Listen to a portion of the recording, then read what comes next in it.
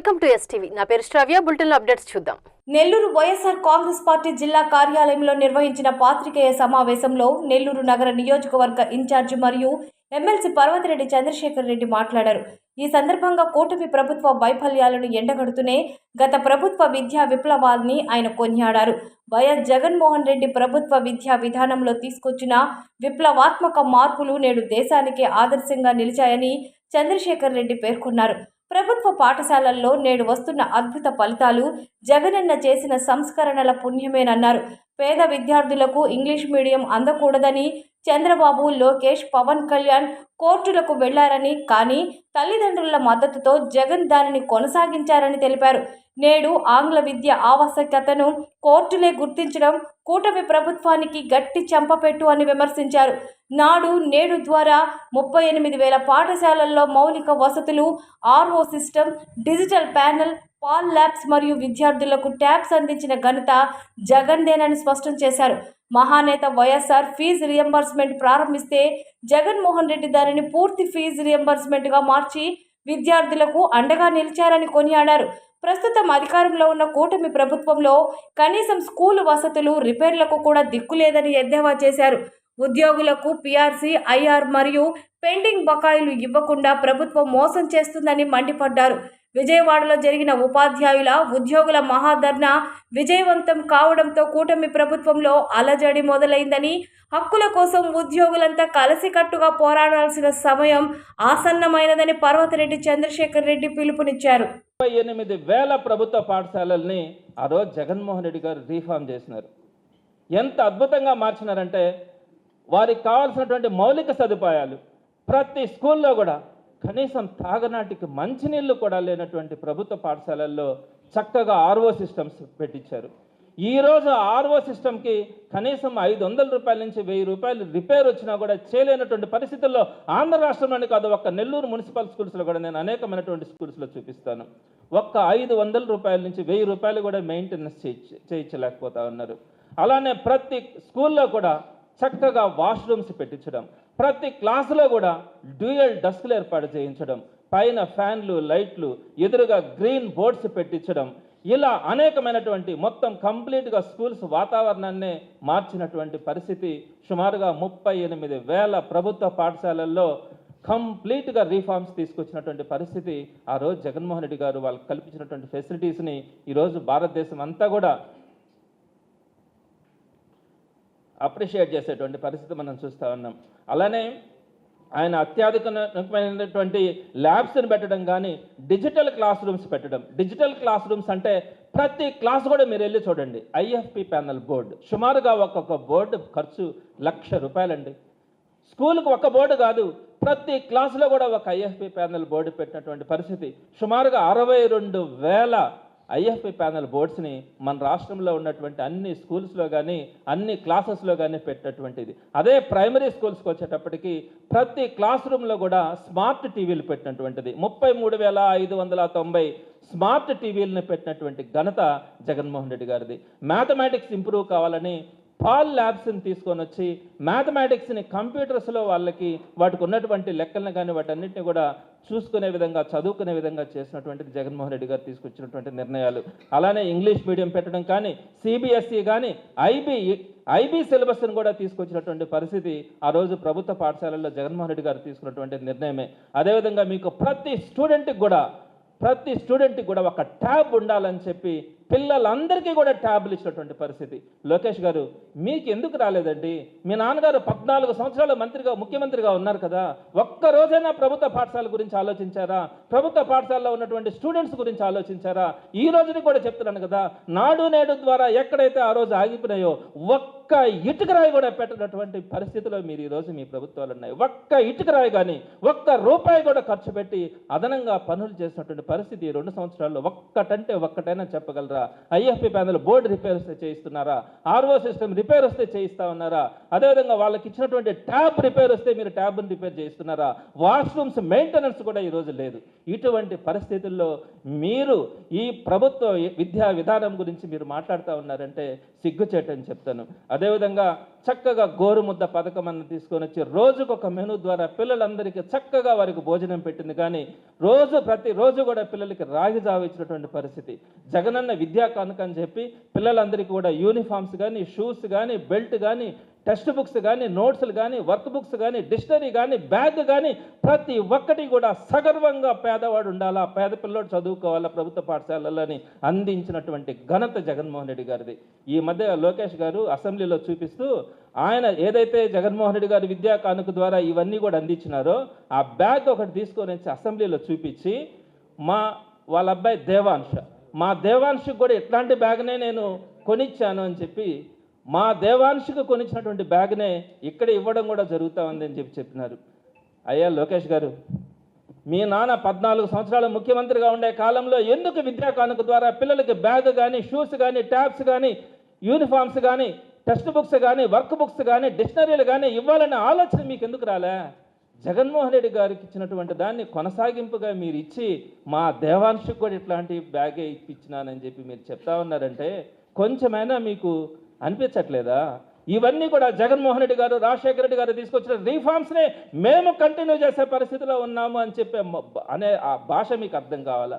అలాంటి జగన్మోహన్ రెడ్డి గారిని మీరు విమర్శిస్తా ఒక్కటంటే ఒక్క పథకమైనా కూడా గవర్నమెంట్ స్కూల్స్ గురించి, గవర్నమెంట్ విద్యా వ్యవస్థ గురించి తీసుకొచ్చినటువంటి పరిస్థితి మీకు ఎప్పుడు కూడా లేదు. అదేవిధంగా అమ్మఒడి గురించి కూడా పేద పిల్లల్ని కూలీల కోసం పిల్లలందరినీ చదువులు డ్రాప్ అవుట్ చేసి కూలీలకు పంపిస్తూ ఉంటే ప్రతి బిడ్డ కూడా చదువుకోవాలని చెప్పి జగన్మోహన్ రెడ్డి గారు అమ్మ ఒడి కింద మీకు బిడ్డల్ని చదివించుకోండి 15,000 రూపాయలు ఇస్తానని చెప్పి అమ్మ ఒడి కింద ప్రోత్సహించి ప్రతి పిల్లాన్ని కూడా స్కూల్కి పంపించినటువంటి పరిస్థితి.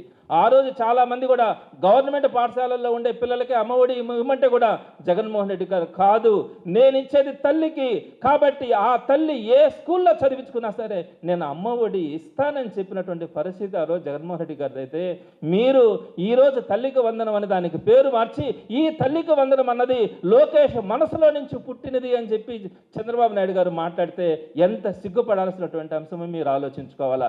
మీరు 14 సంవత్సరాలు ముఖ్యమంత్రిగా ఉన్నప్పుడు మీకెందుకు రాలేదండి ఆ రోజు అమ్మఒడి ఆలోచన, లేకపోతే తల్లికి వందనం ఆలోచన? ఇది జగన్మోహన్ రెడ్డి గారిది కాదా? జగన్మోహన్ రెడ్డి గారికి అది కాదా క్రెడిబిలిటీ ఉండేది? అదేవిధంగా ఫీజు రియంబర్స్మెంట్ ఎవరు తీసుకొచ్చారండి? ఈరోజు ప్రతి గ్రామంలో కూడా ప్రతి పేదవాడు కూడా ఉన్నత విద్య చదువుకుంటా ఉన్నాడంటే ఫీజు రియంబర్స్మెంట్ ద్వారానే చదువుకుంటా ఉన్నాడు. ఆ ఫీజు రియంబర్స్మెంట్ని తీసుకొచ్చిన ఘనత రాజశేఖర రెడ్డి గారిది. దాన్ని ఫుల్ ఫీజు రియంబర్స్మెంట్ చేసినటువంటిది జగన్మోహన్ రెడ్డి గారిది. ఫీజు రియంబర్స్మెంట్ అంటే కొంత మాత్రమే ఇచ్చినారు, ఫుల్ ఫీజు రియంబర్స్మెంట్ ఇచ్చినటువంటిది. ఈరోజు మీరు 2 సంవత్సరాల్లో ఫీజు రియంబర్స్మెంట్ ఇచ్చినారా? ఇవ్వట్ల, ఒక్క క్వార్టర్ మాత్రమే ఇచ్చినారు. అదేవిధంగా పిల్లల ఖర్చుల కోసం వసతి దీవెన జగన్మోహన్ రెడ్డి గారు తీసుకొని వస్తే ఆ వసతి దీవెనను కూడా తీసేసినారు. ఈరోజు పిల్లలంతా కూడా చదువుకోలేక డ్రాప్ అవుట్స్ అవుతా ఉన్నటువంటి పరిస్థితి మీరు ఈరోజు కనుక చూస్తే, మీరు గ్రౌండ్ లెవెల్కి వచ్చి చూస్తే లోకేష్ గారికి అర్థమవుతుంది ఆ బాధ ఏంటన్నది. ప్రతి ఒక్కటి కూడా ఈరోజు మనం రిజల్ట్ వచ్చిందని సంతోషపడతా ఉన్నాం కదా. జగన్మోహన్ రెడ్డి గారు తీసుకున్నటువంటి ఒక నిర్ణయం, ఆ నిర్ణయమే 3వ తరగతి నుంచే స్కూల్ అసిస్టెంట్ ద్వారా, స్కూల్ అసిస్టెంట్ అంటే ఎస్జిటీలు స్కూల్ అసిస్టెంట్స్ ఇద్దరు ఉంటారు గవర్నమెంట్ స్కూల్స్లో. ఎస్జిటి అంటే చిన్నపిల్లలకు చెప్పేవాళ్ళు, స్కూల్ అసిస్టెంట్ అంటే పెద్ద పిల్లలకు చెప్పేవాళ్ళు. మామూలుగా 6వ తరగతి నుంచి స్కూల్ అసిస్టెంట్స్ నుంచి చెప్పించే పరిస్థితుల్లో జగన్మోహన్ రెడ్డి గారు 6వ తరగతి కాదు 3వ తరగతి నుంచే వాడికి ఫౌండేషన్ ఉండాలా అన్న ఆలోచనతో 3వ తరగతి నుంచే స్కూల్ అసిస్టెంట్ ద్వారానే మనం టీచింగ్ చేయాలని స్కూల్ అసిస్టెంట్ విధానాన్ని ప్రవేశపెట్టి సుమారుగా 8,000 మంది టీచర్లకు కూడా ప్రమోషన్స్ ఇచ్చి స్కూల్ అసిస్టెంట్స్గా ప్రమోట్ చేసి 3వ తరగతి నుంచే సబ్జెక్ట్ టీచర్ ద్వారా టీచింగ్ చేయించినటువంటి పరిస్థితుల్లో మీరు వచ్చిన తర్వాత దాన్ని కూడా తీసేశారు. ఆ పరిస్థితిని కూడా మీరు తీసేసినటువంటి పరిస్థితి ఉంది. ఇలాంటి అనేకమైనటువంటి మెడికల్ కాలేజెస్ కూడా చదువుకున్నటువంటి పిల్లకాయల ప్రభుత్వ మెడికల్ కాలేజీలు ఉండాలని 17 గవర్నమెంట్ మెడికల్ కాలేజీలు తీసుకొచ్చారు. స్వాతంత్రం ముందు వరకు కూడా కేవలం 11 ప్రభుత్వ మెడికల్ కాలేజీలు ఉంటే మీ 14 ఏళ్ల హయాంలో 0 గవర్నమెంట్ మెడికల్ కాలేజెస్ వస్తే రాజశేఖర రెడ్డి గారు ఒక 2 తీసుకొని వస్తే జగన్మోహన్ రెడ్డి గారు ఒక 17 మెడికల్ కాలేజీలు వస్తే ఆ కాలేజీలను కూడా అమ్ముకొని బతకాల్సినటువంటి పరిస్థితుల్లో ఈ ప్రభుత్వాలు ఉన్నాయంటే మీరు ప్రభుత్వ విద్యా వ్యవస్థ గురించి మాట్లాడే హక్కు మీకేముంటుందని నేను ఈ సందర్భంగా కూడా తెలియజేస్తా ఉన్నాను. ఇలాంటి పరిస్థితుల్లో జగన్మోహన్ రెడ్డి గారు కానీ రాజశేఖర రెడ్డి గారు కానీ తీసుకున్నటువంటి నిర్ణయాల వల్లే ఈరోజు మనమంతా కూడా గవర్నమెంట్ సిస్టంలో ఒక పేద విద్యార్థి గొప్పగా చదువుకుంటున్నాడంటే, సగర్వంగా చదువుకుంటా ఉన్నాడంటే అది ఆ రోజు రాజశేఖర రెడ్డి గారు కానీ జగన్మోహన్ రెడ్డి గారు కానీ తీసుకున్న నిర్ణయాలే తప్ప ఈ చంద్రబాబు నాయుడు గారు కానీ మానవ వనరుల అభివృద్ధి శాఖ మంత్రిగా అంటే విద్యాశాఖ మంత్రిగా ఉన్నటువంటి ఈ లోకేష్ గారు కానీ తీసుకున్నటువంటి ఒక్క నిర్ణయం కూడా మంచి నిర్ణయం, కార్పొరేట్ విద్యా సంస్థలకి దాసోహం అనడం తప్ప ప్రభుత్వ విద్యా సంస్థకి ఉపయోగపడేలాగా, పేద విద్యార్థులకు ఉపయోగపడేలాగా ఒక్క నిర్ణయం కూడా లేదని మీ అందరికీ కూడా తెలుసు, ఈ సమాజానికి కూడా తెలుసని నేను ఈ సందర్భంగా తెలియజేస్తా ఉన్నాను. ఇకపోతే చివరిగా ఇంకొక మాట కూడా మీకు తెలియజేస్తాను. నిన్నటి రోజున మేము విజయవాడలో దగాపడ్డ ఉద్యోగుల తరపున మహాధర్నాను కూడా చేయడం జరిగింది. ఈరోజు ఎంతగా ఉద్యోగులు కానీ ఉపాధ్యాయులు కానీ రోడ్డు మీద పడతా ఉన్నారంటే మీరు అర్థం చేసుకోవాలా. రాగానే మంచి పిఆర్సీ ఇస్తాము, ఈలోగా మంచి ఐఆర్ ఇస్తాము, ఉన్నటువంటి బకాయిలు ఉన్నటువంటి అరియర్స్ అన్నీ కూడా చెల్లిస్తాము అని చెప్పి ఇవ్వాల్సినటువంటి డిఏలు కూడా ఇప్పటిదాకా హిస్టరీలో ఎప్పుడూ 4 డిఏలు పెండింగ్లో పెట్టినటువంటి ఘనత కేంద్ర ప్రభుత్వం ఇచ్చినా కూడా ఈ రాష్ట్ర ప్రభుత్వం ఇవ్వకుండా ఈ ఇండియాలో ఒక భాగమైనటువంటి ఆంధ్ర రాష్ట్రంలో మాత్రమే 4 డిఏలు కేంద్ర ప్రభుత్వం ఇచ్చినా కూడా ఇక్కడ ఉన్నటువంటి రాష్ట్ర ప్రభుత్వ ఉద్యోగులకి ఇవ్వనటువంటి పరిస్థితి ఇంకా చరిత్రలో కూడా మనం ఎప్పుడు గతంలో కూడా చూడలే. అలానే సుమారుగా 3 సంవత్సరాలు పూర్తవుతా ఉంది పిఆర్సీ పూర్తయి. ఇప్పటికి పిఆర్సీ కాదు కదా, పిఆర్సీ కమిషన్ కూడా వేయలా. ఇంత సుదీర్ఘ కాలం పాటు పిఆర్సీ లేకపోతే ఐఆర్ ఇవ్వాల్సినటువంటి బాధ్యత, మధ్యంతర భృతి ఇవ్వాల్సినటువంటి బాధ్యత ప్రభుత్వం మీద ఉంటుంది. ఇప్పుడు దాకా ఇవ్వలే. ఇందుకోసమే ఈ అన్నిటి మీద కూడా నిన్నటి రోజున విజయవాడలో మహాధర్నా నిర్వహించడం, దానికి సంబంధించి యావత్ రాష్ట్రంలో ఉండే ఉద్యోగులందరూ కూడా, ఉపాధ్యాయులందరూ కూడా ఆ రోజు అక్కడికి హాజరు కావడం నేను మరీ అందరికీ కూడా ధన్యవాదాలు తెలియజేస్తా ఉన్నాను. ఇక్కడ నేను ఒకటే చెప్తా ఉన్నాను, ఇక్కడ ఉద్యోగులందరూ కూడా అది పోలీస్ డిపార్ట్మెంట్ కావచ్చు, రెవెన్యూ డిపార్ట్మెంట్ కావచ్చు, హెల్త్ డిపార్ట్మెంట్ కావచ్చు, లేదా సెక్రటరియట్ డిపార్ట్మెంట్ కావచ్చు, ప్రతి ఒక్కరు కూడా నడుము ముందుకొచ్చి మీరు కనుక పోరాటం చేయకపోతే ఈ ప్రభుత్వం ఏ ఒక్కటి కూడా నెరవేర్చే పరిస్థితిలే. మొన్న ఒక లీక్ ఇచ్చినారు, హిమాచల్ ప్రదేశ్లో శాలరీస్ తగ్గించినారు కాబట్టి ఆంధ్రప్రదేశ్లో కూడా అదే పరిస్థితి ఉంటుంది అని. అంటే మీరు పిఆర్సీ అడుగుతారేమో, ఐఆర్ అడుగుతారేమో, డిఏలు అడుగుతారేమో, అరియర్స్ అడుగుతారేమో, అవి ఇవ్వడం కాదు కదా, మీకున్నటువంటి జీతాల్లో నుంచి ఆ జీతాలను తగ్గించే ఆలోచన చేస్తా ఉన్నాము హిమాచల్ ప్రదేశ్ లాగా ఆంధ్రప్రదేశ్లో కూడా అని చెప్పి పత్రికల్లో, వారికి సంబంధించినటువంటి పత్రికల్లోనే న్యూస్లు రాయించినటువంటి పరిస్థితి చూసినాం.